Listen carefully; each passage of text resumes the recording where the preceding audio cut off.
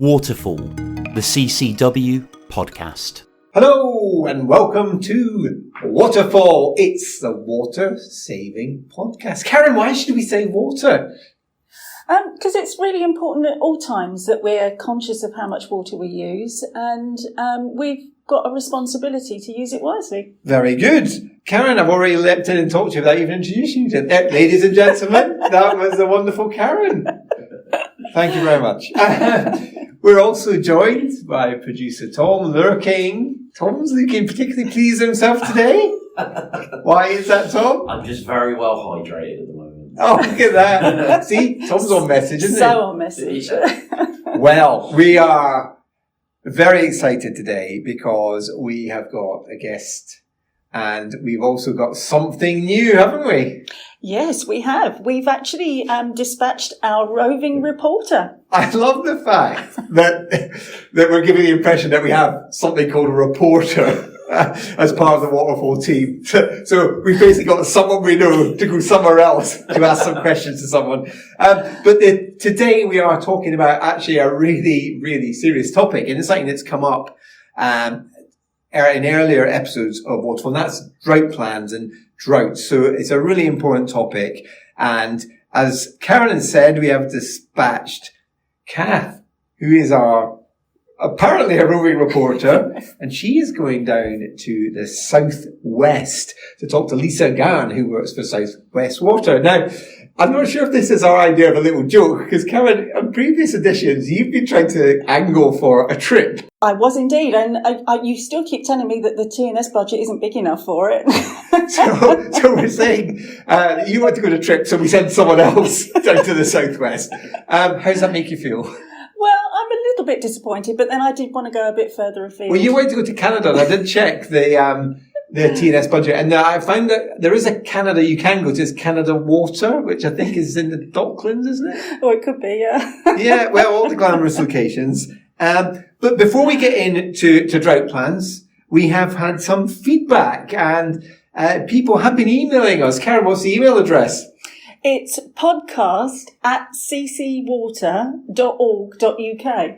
Ladies and gentlemen, this is the first time Karen's going to write first time. Well done. It's okay, Karen. We'll cut that bit I've got out. it written on the back of my hand. So Steve has been in touch about the episode, The Nature of Water. We were talking about the impacts of water use on nature. And one of the things that came out of that episode was a really good little thing to remember, which was, a litre saved at our taps through our water savings is a litre back in the natural environment. Now, Steve pointed out that actually that's technically not true, because a litre saved would actually lead to more than a litre going back into the natural environment because of leakage. So it's probably more like 1.2 litres going back in the natural environment. So Steve's right. So thank you for that feedback. Yeah, no, it's a really good point. I think the only thing I would say is that any saving is a good thing because we're not taking it from the natural environment to start off with. And so, the nature and the habitats that surround the water sources that our water comes from are going to be protected. So it's got to be the right thing to do. Oh, absolutely, Karen. So, drought plans. What is a drought plan? There's a rumour, Karen, that you are the only person that in this building who knows what a drought plan is. Is that true or false? I don't think that's true, but I think there is an impression sometimes that the water companies react to a drought rather than necessarily have plans in place to deal with them. And it's a really important aspect of what the water companies do and plan for, to make sure that the right steps are taken at the right time to ensure that customer supplies are always maintained and minimum impact is caused to the environment. Fantastic. Let's find out more then from our roving reporter, Cath, who has survived a trip to the southwest. What would you like Waterfall to cover next? Send your water-saving topics to podcast@ccwater.org.uk. Hi Lisa, welcome to Waterfall. Thanks for joining us today. Do you want to tell our listeners who you are? Hi Kathy, my name is Dr. Lisa Gahan and I am the Director of Regulatory Strategy and Asset Management here at Southwest Water. fantastic. And today, Lisa, we're going to talk about a somewhat nebulous concept of drought plans, which I think we've heard about in the recent climate, but perhaps we don't really all know what they are, how they came into being, and what we do with them. Okay, well, let me start by talking a little bit about the system. So we're a climate-based system, which means that we very much depend on rainfall. So we'll often hear there's other countries in the world that don't have the rainfall we have, and they don't need these drought plans. However, for us, we've designed a system around rainfall because for centuries, we've had this very predictable and reliable source of water that looks good and tastes good to drink. So we've built a system around that. And of course, when it doesn't rain in the way that we expect it to, that can cause problems with the system. And obviously, with a bit of climate change, that's the challenge that we have. So we have drought plans that help us understand what we do when we don't get the rain that we expect to have typically. That makes sense. But as we're an island, isn't there enough water, even when it doesn't rain, around us? We've got rivers, we've got coast, seawater. Yeah, so we have a system where we have reservoirs. Now, the aim of a reservoir is we don't get a lot of rain in the summer, and we might not get it where we need to catch it. So rain's got to fall where you can catch it. And in the summer, that doesn't happen very much. It's really difficult to predict where summer showers will be. In the winter, we tend to get the rain. So we catch it in the winter and we store it so we can use it in the summer. And we use it for two purposes. So one of them is for public supplies, and we all drink it. And the second one is to protect the environment. So we will release from those reservoirs to support rivers so they are nice and healthy all year round.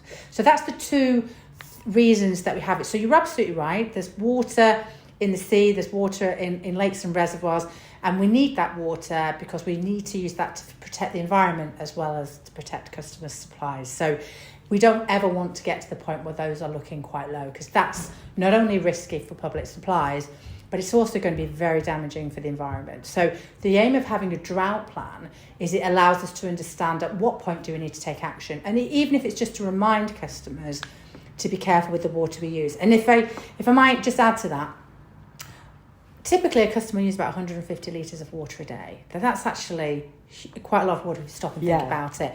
You're flushing the toilet, the washing machine, the dishwasher, showers, baths, all of this use water, and it all adds up to about 150 litres a day. And even if we just save a little bit of that, that means there's more water for the environment and there's more water for the future. So it's those small changes that you can make that can actually really have an impact on your consumption and on the environment at the same time. I genuinely don't think people really understand how much water they use. So we did some research recently, and most customers think they use less than 40 litres. Wow. But actually it's 150 litres. So every time you put the washing machine on, you could be using 40 litres of water. Every time you flush a toilet, that can be up to 13 litres of water on these older systems. Yeah. 6 if you've got a newer toilet. Every minute in the shower, when you're heating the water in the shower, that's about 10 litres. So it really all adds up. It really all adds up. If you use a dishwasher to wash your pots, that will typically use about 16 litres. But if you do it by hand in the sink, that will use about 30 litres. So there are ways to actually save water, which is, use the dishwasher, take a shorter shower. If you want to run a tap cold because you want a nice cold glass of water, if you put a jug in the fridge, that will save 6 litres. So there's lots of little things that we can do to save water which I don't actually think affect our lives. No. In a material way, but make a massive difference to wildlife. Yeah, absolutely. And I think there's, especially at the moment in a cost of living crisis, we've got things like, we know that 5 minutes off your shower, as well as saving that 50 litres of water, if you've got a meter, and at today's energy prices, you're probably saving £175 a year, which is huge, really. Yeah, and if you think about some of the bills that people have, and people that have a high bill, one of the things that we would always do if someone said they had a high bill is we would help them understand, how much water, whether they're on a meter, and if they're on a meter, exactly how they're using water. Are there ways that they can save water, recycle water, that helps get their bills down? And one of the best ways, as you just pointed out to, is saving hot water. So baths and showers, dishwashers, washing machine, they're all heating water. If you're saving water, you're saving energy, and that can actually be multiples of costs that you're saving. So it's good for the purse as well as good for the environment. To save water. Definitely worth thinking about in the current climate. Talking of climate, as the drought plan looks at the environment, how come is it yours, the water companies, or is it the Environment Agency who owns it and makes the decisions? Well, at the moment, decisions around drought measures are made by the water company. We know. So we're obviously, at the moment, we've had a drought this summer. So one of the things that we did is we introduced a hose pipe restriction for certain parts of the region.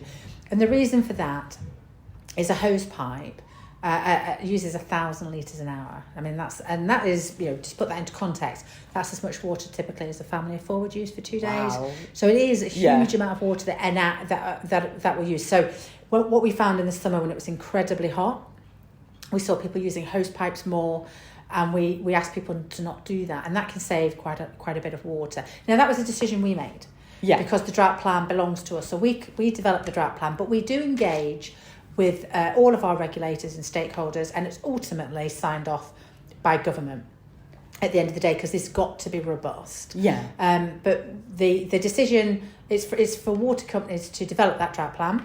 It's for water companies then to track where we are against that drought plan. So the drought plan tells us, that reservoir's looking a bit low. At this point, you should be telling customers about it, or you should be thinking about a hose pipe restriction. So that's what the drought plan is. It's almost a guide. Now, what we are happy to see is a reservoir that's a bit lower in the summer than it is in winter, because in summer, it's drawing down. But in winter, it should be filling up. So if you saw a reservoir at, say, 50%, that might be okay in summer, but it might not be in winter. So the drought plan is a guide to understanding whether we should be concerned about the level of water in a reservoir or not. And how do you set those targets in it, Lisa? What do you decide, 50% in winter, or is it 40% in winter where you become concerned, or, how do you set those triggers that go into your drought plan? Well, it's based on looking at previous years of weather predominantly. So what might happen, and if there's a risk that you might see something more serious than a hose pipe restriction, because the aim of a hose pipe restriction is to stop something more serious happening. Right. So the aim is what's the likelihood that you could end up with a more serious situation. And what we're doing is we're always looking at what's happened in the past, what's the weather been in the past. That is the best forecast of the future. But then how many people will be in the region? How much are they likely to demand?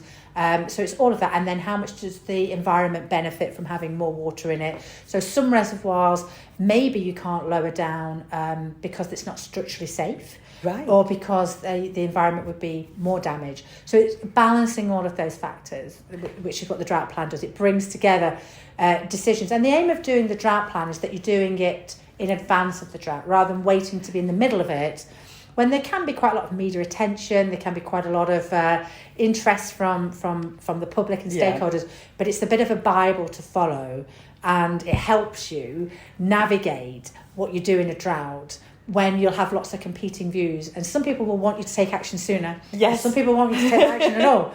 But what I will say is when we do have those restrictions, we're always mindful of customers. And there are things that, so for example, any vulnerable customer is not affected by a hose pipe restriction. We recognise that it's just not practical or possible for certain people to use a bucket or a watering can to water the garden. And for anyone who's in that position, they wouldn't be affected by a hose pipe restriction. Right. So there's always exemptions, and there's always about delivering for customers. So one thing we did, one of the exemptions we introduced this year, was about tree watering, because we all know how important it is to plant trees. Yes. That's part of our climate commitment. To make our environment. To biodiversity. So actually we made an exemption. So anyone who was watering trees that are less than 3 years old, that wouldn't be covered by a hose pipe, for example. So it's about balance. It's always about balance. It's bad. So you've got all those different factors that feed in that would say to you, Lisa, this is an issue right now and you need to take action. But because you're following this plan, that's why, for instance, you wouldn't step up and put in place any kind of restriction. When things were just starting to look a bit dry, you've got a very clear plan that you follow. Yeah, and what the drought plan does is it does a number of things. It talks about what we want customers to do. How can customers help? But it's not just about customers. That, I mean, it can be easy to get lost that we're asking customers to use less water. But no, we're also doing lots of stuff ourselves. So we will do extra leakage detection. We'll do extra work to reduce losses, and we'll also think about whether there's more water we can put into supply. So when we do our planning, we always think about, well, we don't need this extra water here, but we could draw on it should we need to. So, for example, there's a couple of reservoirs in our region that are not used on a day-to-day basis, but right now we're looking to bring them in to supply, because ultimately we recognise that it's been a bit of a drought this year. Next year we want to make sure that as we look to replenish the reservoirs, we want to make sure there's some other sources as well in case we have another dry summer, and we don't get quite a lot of rainfall over the winter, because that's the challenge. Is how much rainfall you're going to get over the winter. Yeah, to refill those water resources so that we're in a good place going into next spring, summer. Yeah, so the winter is probably more important than the summer when it comes to thinking about water resources, because in the summer there's not much you can do. No. Other than just just supply people with the water that they need. But in winter, it's about, right, we need to replenish those reservoirs, and that's why we carry on with the water efficiency messages. Yeah. We introduced financial incentives. We've introduced our Stop the Drop campaign, for example. This is all about making sure that over the winter we carry on bringing as much water as we can into those reservoirs, because we need that for next summer. And we always have this bit of a target date that by the end of the winter and by the end of the spring, the reservoirs are in a good place. So, yeah, and I guess that's the same for all companies across England and Wales. They're all going to have these targets that they want to reach by the end of the winter, so they know that they're in a good place, and like you say, have other perhaps water resources, and it'll differ around the country, but different things that they can bring into play to help them achieve that. Well, some companies are so we take most of our water in the South West Water region from rivers and reservoirs, over 90%. Right. Now, other parts of the country, they're not as dependent on those surface water supplies. They can access groundwater. So if you've got, I mean, we're on a bit of a rock of granite, so it's really difficult for us. But other parts of the region, they can access the what your listeners might think of as the water table, right, or those groundwater supplies. They're a bit more predictable. They're a bit more stable. Right. So some other companies will be less dependent on the rainfall, as we are here in the southwest. So it's actually the geography of where you are across England and Wales is going to play a factor in this, and again that'll all feed into those drought plans when people are taking it into consideration. Exactly. And I think what we'll do is we'll get to the end of this year and we'll reflect on where the drought plan worked well, where it could be improved, and we'll go through that cycle again and make sure that it's ready for the next drought. And hopefully, hopefully we won't have one again for a long time. But the reality of it is, with climate change, the frequency of the drought, of the summer that we've had, the hotness that we had this summer, the dryness, that is going to increase. And I think I saw, but by 2050, we can expect the summers that we've had this year to be like 50% chance every year of getting a summer like this year. Oh. So that is, if some of the most severe projections around climate change come to fruition, we can expect that sort of level. And we will have to adapt away from a system that is so reliant on rainwater, which is, to your point earlier, we are an island and we're surrounded by the sea, and we'll have to think about that. Yeah. Think about how we actually think about using water that doesn't come from rainfall, but actually just comes straight out of the sea. Yeah, and how we can clean that, get that into our systems and ready for use. Indeed, because what I would say about water that falls from the sky is customers generally like the taste of it. Yeah. It's not very hard, and it's really enjoyable to taste. Now, a lot of people, if they get water from the ground, people complain that that's quite hard. Often they might complain that's quite hard. And people will complain with water that comes from the sea, from desalinated water, that it doesn't taste great. Right. It tastes quite different. So we might have to get used to the fact it tastes a little bit different. It might change, yeah. But it will always be really clean and safe. Yeah. But it's people do have a preference for water that is soft and tastes nice. So we would always have to think about that as well, because we want people to carry on enjoying water. And tap water we're really lucky in England and Wales. It's great quality, it's good value, it doesn't come wrapped in a plastic bottle, it didn't get shipped around. Well, that's it. I mean, I think, it would be quite ironic, wouldn't it, really, to be because of climate change, that we end up using different water sources and it doesn't taste great, so people use plastic bottles, which then adds to climate change. Drives the problem. So, it would make. So what we have to do is, we're always mindful of, like, how do we make water taste and look great. So people will want to drink it. But that's our number one priority. Customers tell us all the time that the number one priority for them is water that is safe, it's clean, and it looks good, and it tastes great. And that will always be our number one priority. That's fantastic. And the drought plans, just go back to something you said earlier about you'll review them now, because I imagine that everybody's drought plan has been tested in a very live environment across the last few months because the weather has been so extreme. It's been so dry for so long, huge heat wave, which for lots of us increased our usage because we might have been having more showers or trying to keep plants in the garden alive, etc. It ended up being almost pointless. But so we've probably seen something quite extreme here. So do you review the drought plans every year, or is it more of a cyclical thing that happens every few years? You have to check. You have to look at them every 5 years. Yeah. Unless something more significant changes. So, for example, our drought plan recognises there are some reservoirs in the region that we've bought and that we've invested in, but we're not using, or we haven't used for a long time, that they could be drawn upon. So we are looking to bring those back into supply or into supply for the first time. Now, that would be a significant change to our drought plan. Yeah. So if we do indeed do that, then we'll obviously look to update the drought plan next year because it won't be a source that we can draw on. So it's always it's basically about keeping, as well as telling you what to do, it is also a bit of a what's in your back pocket. And you always want to have something in your back pocket that you can draw upon. What you want to have is some sources that, should you need them, you can bring them in quite quickly. Yeah. And that's the aim of the drought plan. It's not only to say, when should you be communicating to customers to use less, or when should you be stepping up your leakage reduction plans?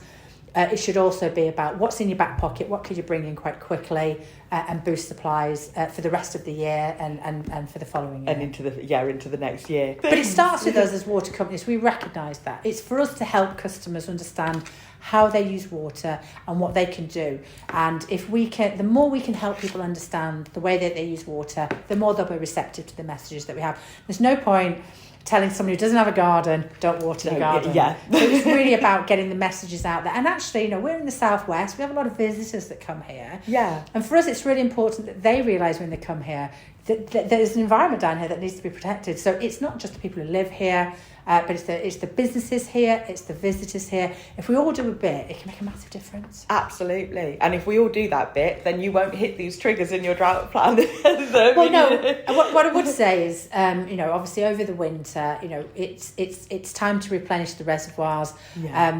We will not be able to lift those restrictions until we've done that. Of course. I'm sure customers will understand that. But once we've done that, we'll have a great summer. Fantastic. Lisa, thank you so much for talking to us today. We've covered a huge amount of information there. Drought plans, the environment, saving money through saving water and all the benefits that brings. Thanks so much, Kathy. It was great to see you again. You too. Thanks. Enjoying the show?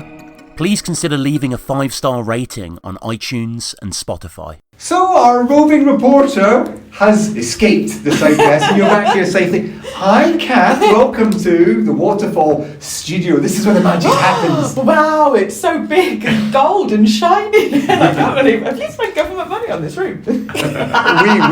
We wish. Tom wishes he had a proper studio with proper buttons to press. Yeah, maybe you should tell the listeners we are just in an office room with a laptop. Mike's very good at pushing buttons, to be fair. So. It is just a meeting room, a very bog standard meeting room. So we enjoyed listening to your interview with Lisa, but did they treat you well in the southwest? It was lovely, yes. They were very hospitable. They sent me out to work around fields, looking at meters. I was reading some meters, so you can expect incorrect meter reading. No, they didn't actually let me take the readings. So hold on, so let's just unpack this. So we expect a surge in complaints of inaccurate bills due to the meters that you were reading. From the Exeter area. Okay, so listeners around Exeter, beware. Cath has been reading your meters, apparently. I should say with a very experienced meter reader who actually took the readings and put them into the system. So, disclaimer. Did you get cream tea out of this? There was no cream tea. That's a disappointment. I had a cheese sandwich. Wow, there we go.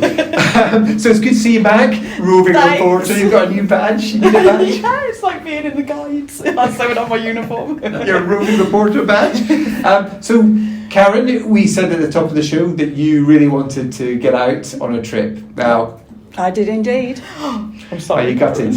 I am a little bit disappointed and a slightly bit jealous. It was a lovely day. Sorry, Karen. So you are our guru, Karen, on all things water related. So did you learn anything from this interview? Because basically, I was clueless at the start. Now I feel slightly more clued up, so that's good.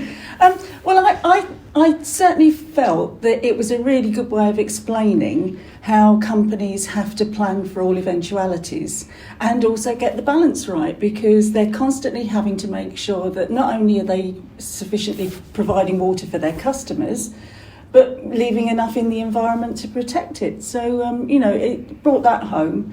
I'm familiar with drought planning, but I think it's really important to see drought plans as the sort of tactical short-term plan to deal with situations when they arise, but one of the many plans that the companies have to have. Yeah, I mean, for me, one of the things that struck me, and I like the phrase that Lisa was using about it's the Bible that they refer to. It's their go-to document that helps them to understand what they need to do when situations arise. So to me, I mean, that's a really reassuring point that companies aren't making this up as they go along. There is this plan there. So given that you're the guru, Karen, and Cath now just full of knowledge about drought plans, should we be asking Cath to quiz you on this, test you? Well, she can do if she likes. But I mean, I'd be interested to know from Cath. I mean, what was the most surprising thing for you? I actually think for me, Karen, what was I wasn't aware of and what was really reassuring is the fact that these drought plans are there and the companies, as Mike says, they've got this playbook to go through, actions to take in situations. But the fact that when Lisa was explaining that they review them, so this isn't just a done and dusted on the shelf document. We look at the situation that's just happened over the 2022 summer and the companies actively go, right, what can be better, what can we change? And so it's great to hear that they are taking things, learning all the time, that it's not just we did that's on the shelf for a decade. Yeah, and I think that's a really important aspect of this, is that the future is still a bit uncertain, and so the more that they can learn from the experiences that they've had, what's worked and what hasn't, it can only be a good thing to build all that knowledge. Absolutely. Yeah. And there's got to be lots of learning points from this summer and this autumn, this incredibly dry year we had. I like the irony though that we off we go with our roving reporter down to the southwest, and basically from the moment that we told you to do this or asked you to do this, it's just rained non-stop. Should this be in the drought plans? Well, but that actually is an important point, because the drought plans and some water companies have now ceased their hosepipe bans, but the drought plans actually do tell you when to withdraw from doing some of these activities. So I think that's an important point to know. It's not just about when restrictions are started, it's about when restrictions are ended too. So drought plans, even though it has started raining, are still very relevant because it tells you when to ease off. Really important point. Yeah, absolutely. So Cath, thank you for doing that, and you are now a member of the Waterfall team. I feel very privileged. You do know that this means that Tom actually follows you pretty much wherever you go now. Wow. Digitally. Yeah. I didn't see him. Do you see how Tom's now thinking, not another restraining order? Yeah. God, guys, come on. Yeah. Well, no, it's been a lovely trip out. It's always nice to visit the coast. And just to wind Karen up further, where do you want to go next? Well, I was just thinking that. I mean, perhaps we should investigate how they look after water resources in Sri Lanka or, Mexico. They do a nice all-inclusive across the winter months. I have tried to push the T&S budget, but I really don't think it's going to get that far. I might lower my sights then. Perhaps next time I'll head into the southeast. So good, Catherine. It would be great to have you back on. Thank you again for doing that. Don't forget, if you have any questions on drought plans or anything that you've heard, you can get in touch with the show. Karen, what's the email address? It's podcast@ccwater.org.uk. And we also have an Instagram account, which is Waterfall Podcast. So you can go on there and get in touch that way too. So we love to hear from you, and I hope you enjoyed this episode. We'll be back soon with more water saving tips on Waterfall. So it's bye from me, Mike. Bye from me, Cath. And bye from me, Karen.